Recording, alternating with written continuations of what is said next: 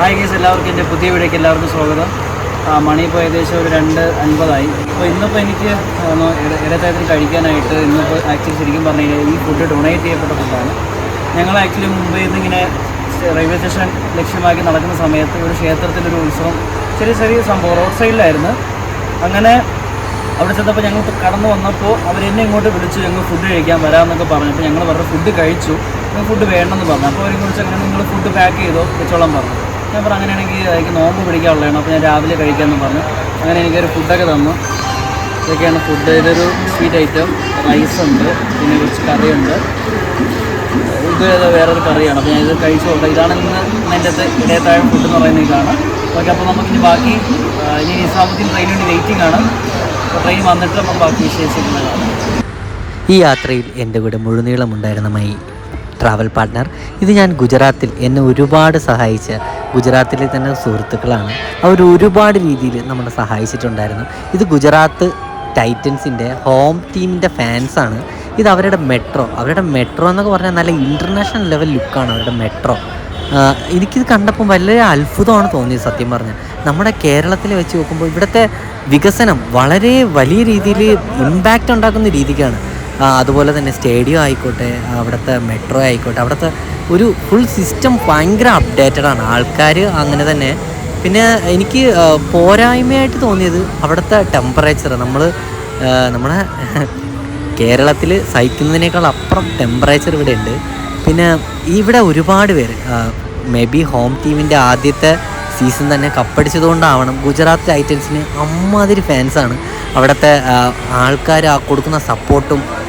Cricket എന്ന് പറയുന്നൊരു game എത്രത്തോളം ജനങ്ങളിൽ ഒരു ഇമ്പാക്റ്റ് വരുത്തിയിട്ടുണ്ടെന്ന് നമുക്ക് ഈ ദൃശ്യങ്ങൾ തന്നെയാണ് അതിന് വ്യക്തമായ ഉദാഹരണം. നമ്മളിവിടെ ദൂരെ നിന്ന് യാത്ര ചെയ്ത് വന്നത് കാരണം ബാഗ് ഉണ്ടായിരുന്നു. ബാഗ് ഇവിടെ അടുത്തുള്ളൊരു ഷോപ്പിൽ ഒരു ബാഗിന് 100 രൂപ വെച്ചിട്ടാണ് അവിടെ വച്ചത്.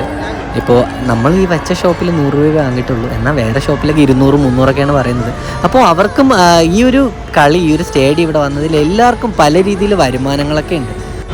പിന്നെ നമ്മളെ നരേന്ദ്രമോദി സ്റ്റേഡിയത്തെ പറ്റി പറയുകയാണെങ്കിൽ നമ്മുടെ ഇന്ത്യയിലെ തന്നെ ഏറ്റവും വലിയ ക്രിക്കറ്റ് സ്റ്റേഡിയമാണ്. പിന്നെ ഈ പോകുന്ന വഴിക്ക് ഒരുപാട് സ്നാക്സ്, ഗുജറാത്ത് ഐറ്റംസ് ഉണ്ടായിരുന്നു. എല്ലാം ഭയങ്കര ടേസ്റ്റ് ആയിരുന്നു, ഭയങ്കര ഡിഫറൻറ്റ് ടേസ്റ്റ് ആയിരുന്നു.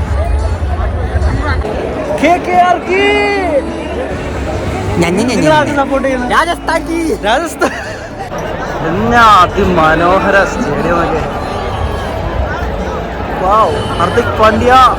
അങ്ങനെ ഒടുവിൽ ഒരുപാട് നേരത്തെ കാത്തിരിപ്പിന് ശേഷം ലോകത്തെ തന്നെ ഏറ്റവും വലിയ ക്രിക്കറ്റ് സ്റ്റേഡിയം, നമ്മുടെ മെൽബണിനെ റെക്കോർഡ് വരെ ബ്രേക്ക് ചെയ്തിട്ടുള്ള ഒരു വലിയ ഇൻ്റർനാഷണൽ സ്റ്റേഡിയം നമ്മുടെ ഇന്ത്യയിൽ, അതും നമ്മുടെ നരേന്ദ്രമോദി സ്റ്റേഡിയം. അതിൽ കയറി കളി കണ്ടപ്പോൾ ഒരു വിഷ്വൽ ട്രീറ്റ് ഉണ്ടല്ലോ, അത് ഒരിക്കലും നിങ്ങൾക്ക് അത് അനുഭവിച്ച് അറിയാൻ മാത്രമേ കഴിയുള്ളൂ. നീണ്ട കാത്തിരിപ്പിന് ശേഷം ഫസ്റ്റ് ബോൾ എറിഞ്ഞിട്ടുണ്ടായിരുന്നു. ഈ കളിയുടെ ഓപ്പണിംഗ് ബാറ്റിംഗ് നമ്മുടെ ഗുജറാത്ത് ടൈറ്റൻസിന് തന്നെയായിരുന്നു. ഗുജറാത്ത് ടൈറ്റൻസിൻ്റെ ഫാൻസും KKRൻ്റെ ഫാൻസും കളി കാണാനുണ്ടായിരുന്നു. എല്ലാവരും വളരെ ആവേശത്തോടെ ആയിരുന്നു. സ്റ്റേഡിയത്തിൽ മുഴുനീളം ആർപ്പ് വിളികളും ആരവങ്ങളും ഒക്കെ ആയിട്ട് വൻ രസമായിരുന്നു.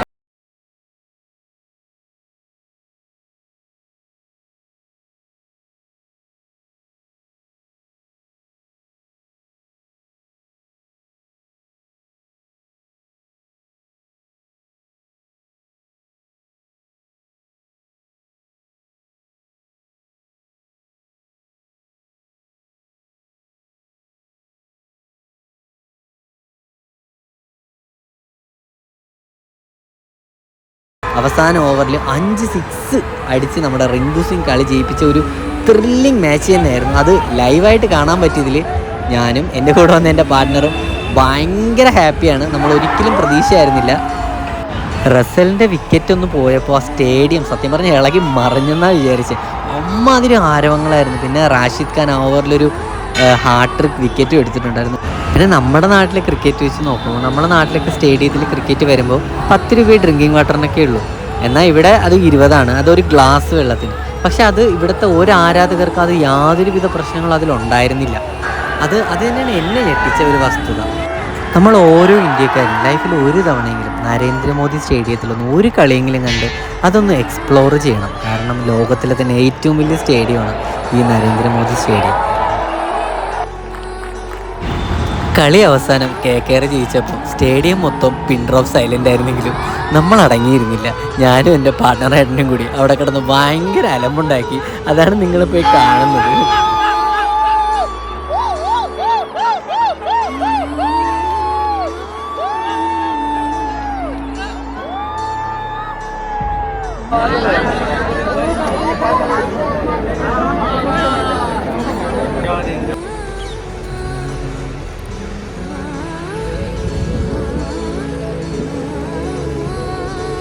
അണ്ണാ ഹായ്.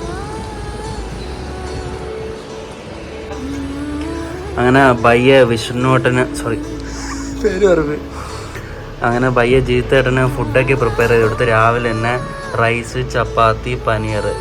ജീത്തേട്ടൻ ഹാപ്പി ആയോ? ഹാപ്പി ആണല്ലേ? ഓക്കെ, അപ്പോൾ ഞാൻ എന്തായാലും നോമ്പ് പിടിക്കുന്നതുകൊണ്ട് എനിക്ക് ഇനി ഫുഡില്ല. ഓക്കെ, അപ്പോൾ എന്തായാലും ജീത്തേട്ടൻ കഴിച്ചോ? ഗൈസ്, അപ്പം നമ്മൾ ഇന്നലെ സ്റ്റേ അടിച്ചത് ഇവിടെയാണ് അല്ലേ ഏട്ടാ? അടിപൊളി ദിവസമായിരുന്നു. ഇതാണ് ഈ പുള്ളിയെ ഞങ്ങൾക്ക് ഇവിടെ സ്റ്റേ ഒക്കെ തന്നെ ഞങ്ങളോട് കളയാനുണ്ടായിരുന്നു. തുമാര ഞാൻ മെഹന്ദർ ഭയ്യ, തുമാര ഞാൻ ഖാന. ഓക്കെ, തും രോഹിത് ഭയ്യ. ഇവരൊക്കെ നല്ല രീതിയിൽ സഹകരിച്ചായിരുന്നു. ഞങ്ങൾക്ക് ഹിന്ദി അറിയില്ല, ഞങ്ങൾക്കാണെങ്കിൽ കുറച്ച് ഇംഗ്ലീഷും അറിയാം. അപ്പോൾ അവരെന്ത് ചെയ്തെന്ന് വെച്ചാൽ ഫോണിൽ ഗൂഗിൾ, അതാണ് വിഷയം. അപ്പോൾ അവരെന്ത് ഗൂഗിൾ ട്രാൻസ്ലേറ്റർ ഒക്കെ യൂസ് ചെയ്താണ് ഞങ്ങളുടെ അടുത്തൊക്കെ സംസാരിച്ചത്. ഞങ്ങളും അങ്ങോട്ട് തന്നെ ട്രാൻസ്ലേറ്റർ യൂസ് ചെയ്ത് സംസാരിച്ച് വളരെ അടിപൊളി ദിവസമായിരുന്നു. ഭയ്യ ഹായ് ബലോ, നമുക്ക് ലക്ഷ്മൺ. ഓക്കെ, അപ്പോൾ ഇന്നലെ അടിപൊളി ദിവസമായിരുന്നു. ഞങ്ങൾക്ക് റൂം തന്നു. പിന്നെ അതുപോലെ ഇന്നിപ്പോൾ കുളിച്ചൊരുങ്ങിയാണ് ഞങ്ങൾ ഇന്ന് റെയിൽവേ സ്റ്റേഷനിൽ പോകണം. അപ്പോൾ നമ്മൾ അഹമ്മദാബാദ് സ്റ്റേഷനിൽ കാണാം. ബൈ. Hello hi. വീഡിയോ ഇഷ്ടമായാൽ തീർച്ചയായിട്ടും ചാനൽ സബ്സ്ക്രൈബ് ചെയ്യുന്ന കാര്യം പരിഗണിക്കുക. അപ്പോൾ അടുത്തൊരു IPL വിശേഷമായിട്ട് വരുന്നവരെ ബൈ.